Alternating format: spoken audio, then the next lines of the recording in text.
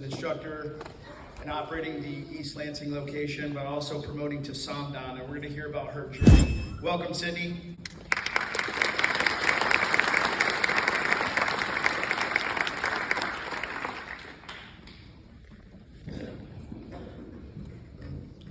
I am a perfectionist. I've always viewed this as my worst trait. It can cause me to quit things I've just begun, to not try for fear of failure, and to believe that not achieving perfection is failure in itself. My perfectionism was my worst trait until I found karate. Looking back, what led me to martial arts was my imagination. Growing up, I was a dreamer. As a particularly imaginative child, my world consisted of fantasies. I dined with the princesses lining my purple bedroom walls. A low-sitting shelf in our cozy living room held tattered foam swords I dueled beasts with.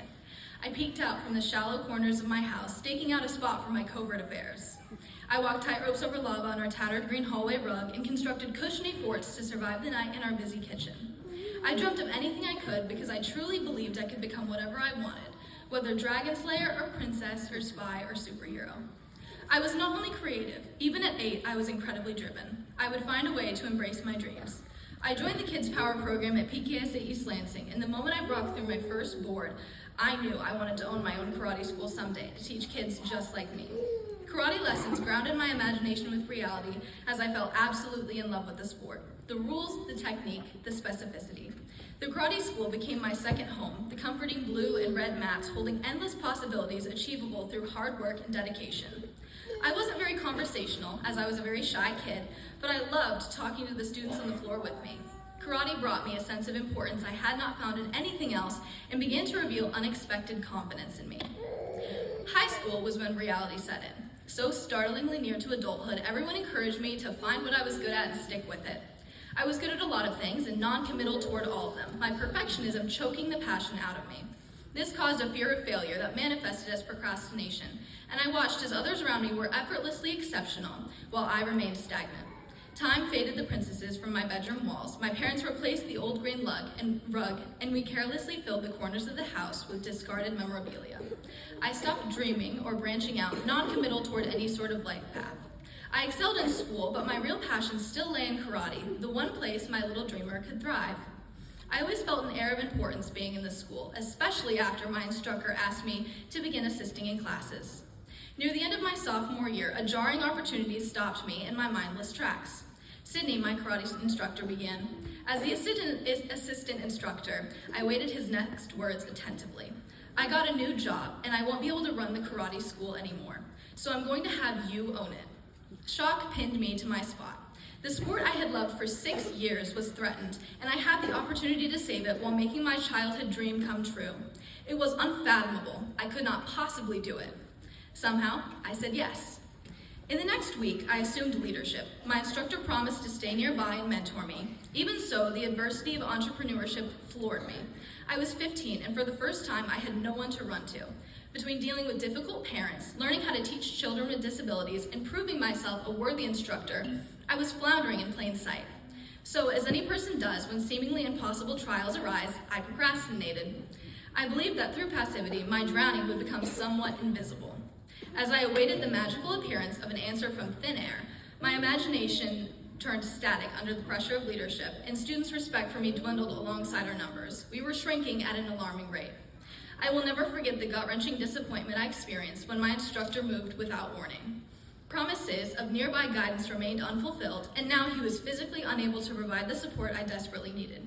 It was worse than losing a mentor. I lost a friend. That night, I contemplated my options. I could ditch the students and responsibilities, continuing on like nothing had happened. No one would blame me. But for the first time in years, the little dreamer in me spoke up. I can do this. If I pair my ambition with my determination, I can make something good out of this school. I can succeed. So I did.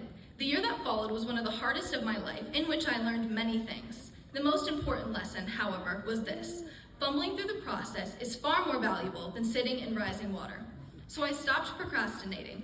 There was no one to ask but myself, so I came up with the answers. If I didn't know an answer, I made one up and followed through until it was true. I realized that through these long months, I had been waiting for the perfect solution to occur to me. I was terrified of failure and what devastation I would find in recovery.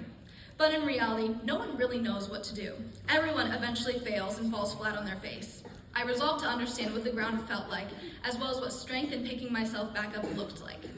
Through the process of failure and begrudgingly humbling recovery, I learned that my perfectionism is the greatest gift I could possess. It has always been my biggest adversary and the greatest proponent of my procrastination, the silent threat to my success. But in reality, being a black belt in Tang Soo Do is consistently striving for perfection. The color of our black belt is midnight blue, and it is depicted as this. We as Tang Soo Do practitioners are a plant growing toward the midnight sky, consistently reaching for the infinity and perfection it represents. The plant will never be able to physically attain that goal, and yet that does not deter it. It consistently strives upward. This attitude and drive for the unattainable pushed me towards continuous growth, whether that be endlessly attempting to perfect my technique, researching for hours about students' mental challenges and disabilities to become a better instructor, or pushing myself to continue with a difficult high school class schedule to prove to my students that through hard work you truly can achieve it all. Karate has taught me how to cope with this double-edged gift, ignoring the small voices that tell me I should give up before I even start, and proving to myself that I can trust myself to follow through on challenges time and time again. I will never be the person I was before becoming a school owner, as I owe my confidence, my discipline, and my perseverance to karate. But through all of this development, I hope the dreamer in me never dies. I can only imagine the look on 8-year-old me's face if I told her I was a full-time karate instructor, teaching others incredible, life-saving skills. I can only imagine she would ask, "What's next?" And I would say, "Anything." Thank you.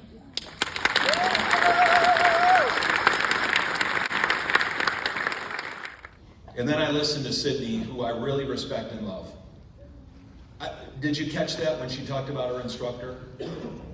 She's taking classes at a school, and I'm proud of her for stepping up when her instructor stepped out. She did that. The school technically should have been closed. I was very upset when I heard that. And guess what? As a young lady, she said, "I'll do it." Who does that? Her and her mom now lead that school, and you heard what it's done for her. Again, she had a struggle of perfection, and yet she broke out of that, specifically because of PKSA. She's going to go on to do great things, I guarantee you. Not just in PKSA, but in her life in general. And this really goes to all of our students that are here. They are acquiring a skill that they can go on to use in the future.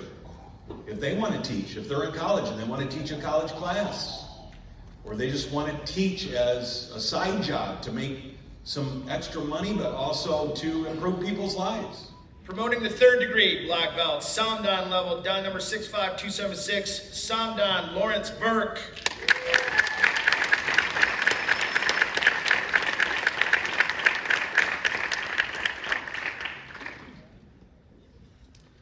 Tang Soo Do black belt certificate.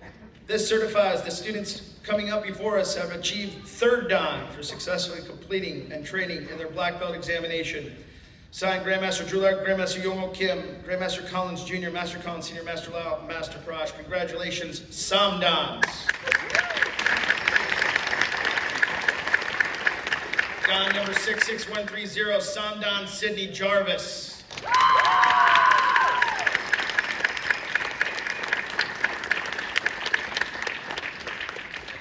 Dan number 66147, Samdan Nicholas Traykoff.